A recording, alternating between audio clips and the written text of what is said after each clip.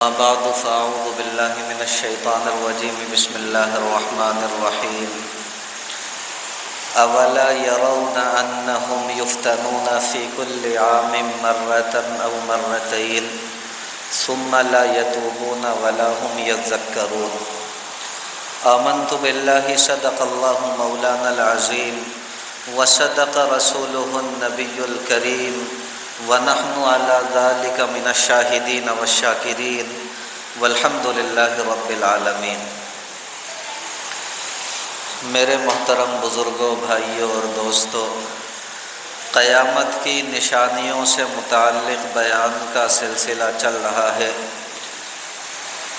گزشتہ کئی ہفتوں میں نے آپ کے سامنے یہ بات رکھی ہے کہ زلزلے کیوں آتے ہیں، زلزلے آنے کی طبعی اور شرعی وجوہات کیا ہوتی ہیں، اور ہمیں زلزلوں سے کیا عبرت اور نصیحت حاصل کرنی چاہیے۔ آج دیکھیں، میں اس عنوان سے متعلق کچھ باتیں آپ کے سامنے رکھوں گا کہ زلزلوں اور اس طرح کے واقعات سے عبرت اور نصیحت حاصل کیجیے۔ بس آپ اللہ رب العزت سے دعا فرما دیں کہ صحیح صحیح باتیں میری زبان سے کہلوا دے اور ہم سبھی کے لیے ان باتوں کو کارآمد اور نفع بخش بنا دے۔ دیکھیں، کتابوں کے اندر لکھا ہے کہ ساری مخلوق جو ہے وہ 4 عناصر سے مل کر بنی ہے۔ آسان لفظوں میں کہیں کہ 4 عناصر کی طاقت سب سے زیادہ ہے: آگ، پانی، ہوا اور مٹی۔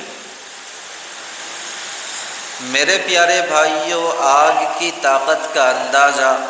آپ اس بات سے لگا سکتے ہیں کہ ایک مرتبہ کیلیفورنیا کے جنگلات میں آگ لگی تو کئی مہینوں تک اسے بجھایا نہ جا سکا۔ قزاقستان کے اندر ایک مرتبہ تیل کا کنواں کھودا گیا تو کسی فنی خرابی کی وجہ سے اس میں آگ لگ گئی۔ پورے 2 سال تک روسی ماہرین نے ایڑی چوٹی کا زور لگایا کہ آگ کو بجھا دیں، لیکن آگ نے بجھنے کا نام نہ لیا۔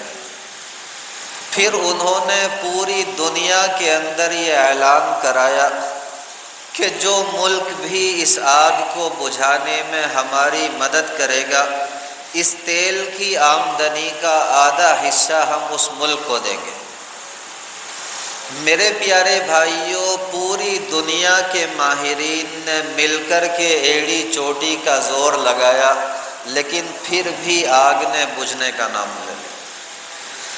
کئی سال تک دن رات وہ آگ روزانہ برابر جلتی رہی۔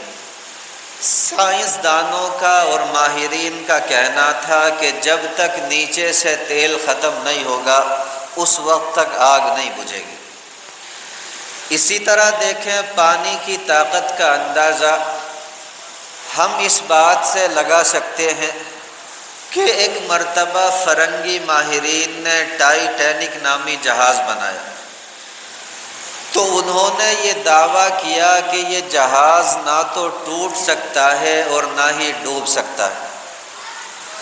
اللہ کی شان دیکھیں کہ وہ جہاز ایک سمندری طوفان کے اندر پھنس کر 2 ٹکڑے ہو گیا، یعنی ٹوٹا بھی اور ڈوبا بھی۔ اور دیکھیں، پانی کی طاقت کا اندازہ اس وقت ہوتا ہے جب سمندر کے اندر طوفان ہوتا ہے اور جہاز ہچکولے لے رہا ہوتا ہے۔ اس وقت تو یوں کہہ لیجئے کہ کافر اور مشرک سب کے سب ایک ہی خدا کو پکارنے لگتے ہیں، یعنی اللہ رب العزت کو یاد کرنے لگتے ہیں۔ اور دیکھیں، ہوا کی طاقت کا اندازہ، ہوا کی طاقت کا اندازہ اس بات سے لگا سکتے ہیں کہ قوم عاد کے اوپر ہوا کا عذاب آیا تو ان کو پٹخ پٹک کر زمین کے اوپر دے مارا۔ ان کی لاشیں اس طرح بکھری پڑی تھی جس طرح کھجور کے تنے بکھرے پڑے ہوتے ہیں۔ میں پڑھ رہا تھا کہ ایک مرتبہ امریکہ کے اندر طوفان آیا تو اس نے ایک کار کو اٹھا کر کئی سو کلومیٹر دور پھینک دیا۔ اور مکانات کی چھتیں جو ہیں وہ اڑ کر کے میلوں دور جا گری، اور زمین کی طاقت کا اندازہ، مٹی کی طاقت کا اندازہ میرے پیارے بھائیوں اس وقت ہوتا ہے جب زمین کے اندر زلزلے محسوس ہوتے ہیں، جب زمین کے اندر زلزلے آتے ہیں۔ اور غالباً گزشتہ صدی کا سب سے بڑا زلزلہ چین کے اندر آیا، جس میں تقریباً 7 لاکھ افراد جو ہیں وہ موت کے منہ میں چلے گئے۔ اسی طرح دیکھیں، میں پڑھ رہا تھا کہ ایک مرتبہ کیلیفورنیا کے اندر زلزلہ آیا تو زمین کے اندر دراڑیں پڑ گئی اور کئی منزلہ عمارتیں زمیں بوس ہو گئی، ہائی وے کے پل جو ہیں وہ اکھڑ کر کے دور جا گرے، اور پلک جھپکتے ہی کئی گاؤں کے گاؤں زمین سے اس طرح مٹ گئے کہ صفحہ ہستی پر ان کا نام و نشان باقی نہ رہا۔ آج دیکھیں، ہمارے مؤذن جب اذان میں 4 مرتبہ اللہ اکبر کہتے ہیں تو وہ یہی پیغام دے رہے ہوتے ہیں کہ اللہ رب العزت کی طاقت جو ہے وہ ان چاروں عناصر یعنی آگ، پانی، ہوا اور مٹی کی طاقت سے بھی زیادہ ہے، یعنی اللہ رب العزت کی طاقت کے آگے کسی بھی چیز کی کوئی طاقت حیثیت نہیں رکھتی۔ بہرحال دیکھیں، اللہ رب العزت اپنی پیاری کتاب قرآن مقدس کے اندر ارشاد فرماتے ہیں، اولا یرون انہم یفتنون فی کل عام مرۃ او مرتین، کہ کیا لوگ اس بات پر غور نہیں کرتے، کیا لوگ اس بات کو نہیں دیکھتے کہ انہیں ہر سال 1 مرتبہ یا 2 مرتبہ آزمایا جاتا، ثم لا یتوبون، پھر بھی لوگ توبہ نہیں کرتے، وہم لا یذکرون، اور نصیحت حاصل نہیں کرتے۔ آج آپ دیکھ لیں میرے پیارے بھائیوں، اللہ رب العزت ہمیں ہر سال 1 یا 2 مرتبہ دکھاتے ہیں، کہیں پر زلزلہ آ جاتا ہے، کہیں سونامی آ جاتا ہے، اور کہیں میرے پیارے بھائیوں طوفان آ جاتے ہیں۔ یہ نشانیاں اللہ رب العزت ہمیں اس لیے دکھاتے ہیں کہ ہم جاگیں اور ہم غفلت کی نیند سے بیدار ہوں، اور ہم اس بات کو سمجھنے کی کوشش کریں کہ ہم سب کو ایک نہ ایک دن یہ دنیا چھوڑ کر کے جانی، ایک نہ ایک دن ہم میں سے ہر بندے کو اپنے رب کے سامنے کھڑا ہونا ہے اور اپنے ہر عمل کا جواب دینا۔ آج ہم میرے پیارے بھائیوں اگر اپنے دلوں کے اندر جھانکیں تو ہمیں ہمارے دل جو ہیں وہ نفرتوں سے بھرے نظر آئیں گے، ہمارے دل عداوتوں اور دشمنیوں سے بھرے نظر آئیں گے۔ آج ہم اللہ رب العزت کے حکموں سے بالکل بیزار ہو کر کے زندگی گزار رہے ہیں۔ آج ہم میرے پیارے بھائیوں ایک دوسرے کے خون کے پیاسے بنے ہوں، آج ہم ایک دوسرے کو کھا جانے کو تیار ہیں،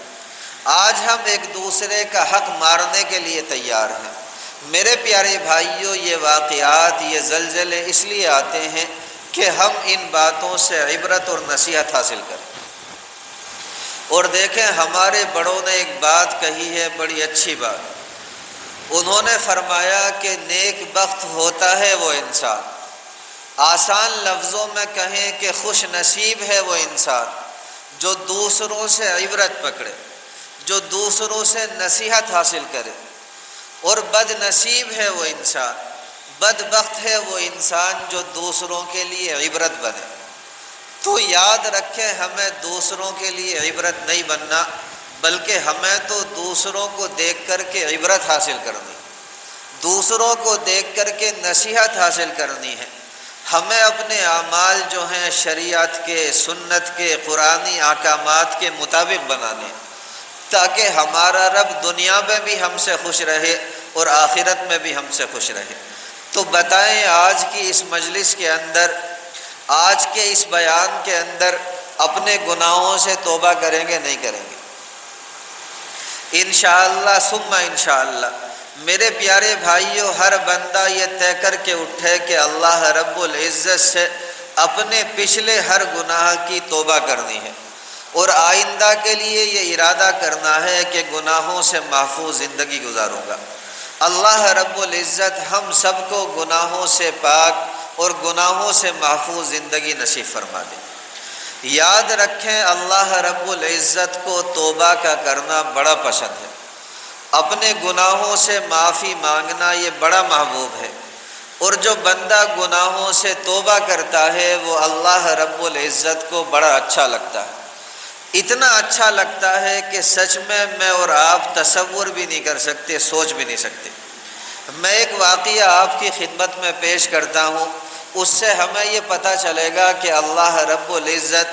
جب ایک بندہ اپنے گناہوں سے توبہ کرتا ہے تو اللہ رب العزت اس بندے سے کتنا پیار کرتے ہیں، اور وہ بندہ اللہ رب العزت کو کتنا پسند آتا ہے۔ دیکھیں حدیث شریف کے اندر آتا ہے، حضرت وہب ابن منبہ فرماتے ہیں کہ حضرت موسیٰ علیہ السلام کے زمانے میں ایک نوجوان تھا، بڑا سرکش، بڑا نافرمان، اپنے نفس پر بہت ہی زیادہ زیادتی کرتا، آسان لفظوں میں کہیں کہ بہت ہی زیادہ گناہ کیا کرتا۔ وہ بندہ اتنا گناہ گار تھا، اتنا بدکار تھا، اتنا برا تھا، اتنا بڑا فاسق تھا کہ ساری کی ساری بستی والے اس سے تنگ آ چکے تھے، اور سب نے مل کر کے یہ فیصلہ کیا کہ اس بندے کو اپنی بستی سے، اپنے شہر سے باہر نکال دیا جائے۔ لہٰذا ساری بستی والوں نے اس کی بدعمالیوں کی وجہ سے اسے اپنے شہر سے، اپنی بستی سے باہر نکال دیا۔ دیکھیں شہر کے دروازے سے باہر ویرانے میں اس اللہ رب العزت کے بندے کو موت آ گئی، اور توجہ سے سننے والی بات ہے، اس وقت اللہ رب العزت نے حضرت موسیٰ علیہ السلام کے اوپر وحی نازل فرمائی،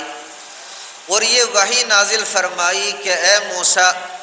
میرے اولیاء میں سے ایک ولی کا انتقال ہو گیا۔ کیا فرمایا؟ یہ فرمایا کہ میرے ولیوں میں سے ایک ولی کا انتقال ہو گیا ہے، آپ اس کے پاس جائیے، اسے غسل دیجیے اور اس کی نماز جنازہ پڑھیے۔ اور دیکھیں اس کے ساتھ ساتھ اللہ رب العزت نے ارشاد فرمایا، اے موسیٰ، آپ لوگوں کے اندر یہ اعلان فرما دیں کہ جس بندے کے گناہ بہت ہی زیادہ ہوں، جس بندے کے گناہ بڑی ہی کثرت سے ہوں، اگر وہ میرے اس بندے کی نماز جنازہ میں شریک ہو جائے گا تو میں اس کی برکت سے اس کے گناہوں کو بھی معاف فرما دوں گا۔ میرے پیارے بھائیوں، اللہ رب العزت کے پیارے حبیب حضرت موسیٰ علیہ السلام نے بنی اسرائیل کے اندر اعلان فرما دیا۔ لوگ بہت زیادہ تعداد میں اکٹھے ہوئے، ہر بندہ چاہتا تھا کہ میرے گناہ معاف ہو، کیونکہ ہر بندہ اللہ رب العزت کے پاک پیغمبر حضرت موسیٰ علیہ السلام کی زبان سے مغفرت کی خوشخبری سن رہا تھا۔ لیکن دیکھیں جیسے ہی لوگ اس بندے کے پاس پہنچے، اس فوت شدہ انسان کے پاس پہنچے، تو سب نے اسے پہچان لیا، اور پہچان کر کے کہنے لگے کہ یا نبی اللہ، اے اللہ رب العزت کے پیارے نبی، یہ تو وہی بندہ ہے جس کو اس کے گناہوں کی وجہ سے ہم نے اپنی بستی سے باہر نکال دیا تھا۔ اب حضرت موسیٰ علیہ السلام بڑے حیران ہوئے، بڑے پریشان ہوئے کہ یا اللہ یہ ماجرا کیا ہے۔ اللہ رب العزت نے وحی بھیجی کہ اے موسیٰ، یہ لوگ جو بات کہہ رہے ہیں وہ بات بالکل سچ ہے، لیکن بات اصل میں یہ ہے کہ جب اس بندے کی وفات کا وقت قریب آیا، اس نے اپنی دائیں جانب دیکھا، اس نے اپنی بائیں جانب دیکھا، اسے اپنا کوئی قریبی تعلق والا، اسے اپنا کوئی قریبی رشتہ دار نظر نہ آیا۔ اس نے اپنے آپ کو پردیسی پایا، اس نے اپنے آپ کو اجنبی پایا، اس نے اپنے آپ کو اکیلا پایا، اس نے اپنے آپ کو ذلیل اور کمزور پایا، اس نے اپنے آپ کو دل ٹوٹا ہوا پایا۔ اس کے بعد اس نے اپنی نگاہ آسمان کی طرف اٹھائی، اور اٹھا کر کے کہنے لگا کہ رب کریم، یا الہی، میں بھی تیرے بندوں میں سے ایک بندہ ہوں۔ رب کریم میں شہر سے نکالا گیا ہوں، میرے مولا میں اپنی بستی سے نکالا گیا ہوں، اور رب کریم اگر میں جانتا ہوتا، اگر مجھے یہ بات پتہ ہوتی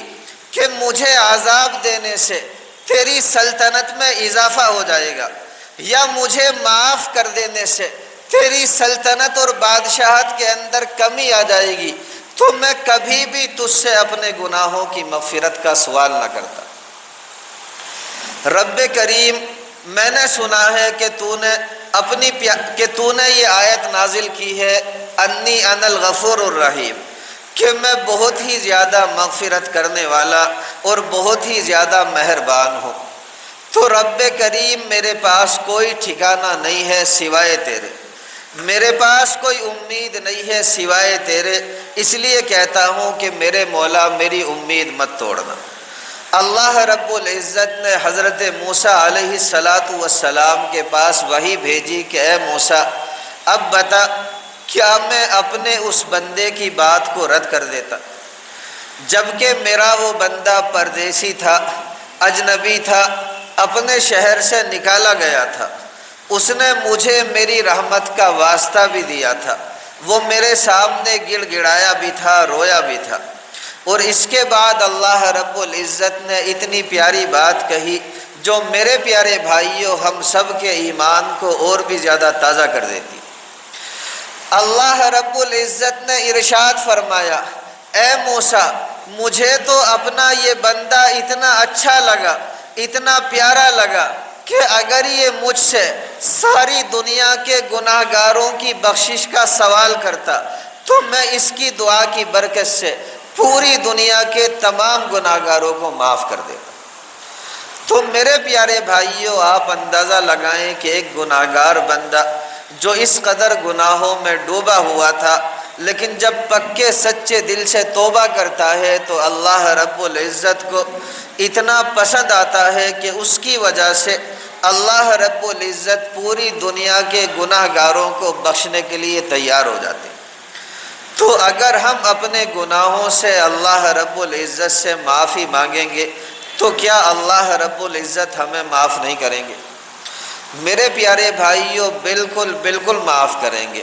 لیکن شرط یہ ہے کہ ہم معافی مانگنے والے بنیں تو صحیح، ہم اللہ رب العزت سے اپنے گناہوں سے توبہ کرنے والے بنیں تو صحیح، اور سچے دل سے اللہ رب العزت سے توبہ کر کے تو دیکھیں۔ میرے پیارے بھائیوں، میں یقین کے ساتھ کہہ سکتا ہوں کہ بندہ جب پکے سچے دل سے اپنے رب سے توبہ کرتا ہے تو اس کائنات کے اندر اللہ رب العزت سے زیادہ رحیم اور کریم ذات کسی اور کو نہیں پاتا۔ بس اللہ رب العزت سے دعا کریں کہ اللہ رب العزت ہم سب کے پچھلے گناہوں کو بخش دے اور آئندہ ہم سب کو گناہوں سے پاک زندگی نصیب فرما دے۔ وما علینا الا البلاغ۔